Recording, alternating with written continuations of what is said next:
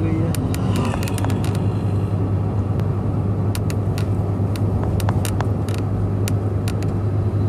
Ang ganda ng puno. So, anong benefit ng puno na yan aside from yung tsura niya? Wala. Talagang tinanim nila kasing ganda. Oo. Sa Magallanes, di ba? Kanila rin. Ganyan lang. Forbes Park.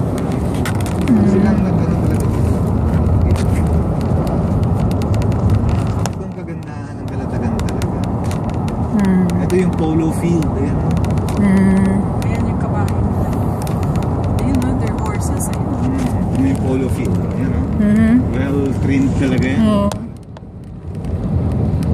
Hanip sila. It's the best polo field in Asia.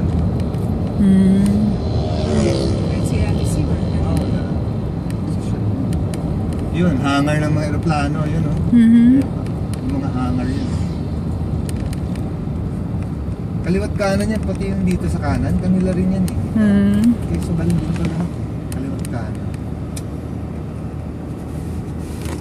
Simple lang. Ayan, nakalagay yung briefers. Diyan sila nakatira, may mga bahay sila dyan. Sa weekend na lang yan. Farmhouse lang.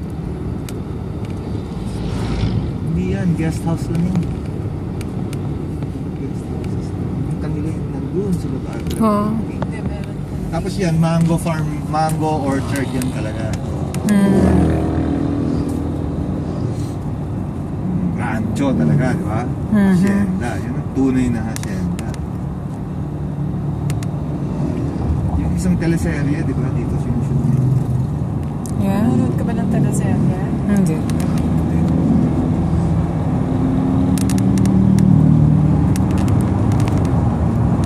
Maraming TV tsaka movie dito sa Calatagan nagsushoot. Kasi malapit. Ganda kasi.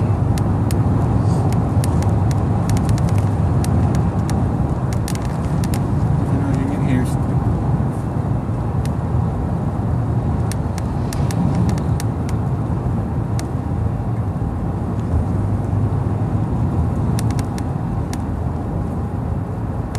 Tapos the one and only little coffee shop dito.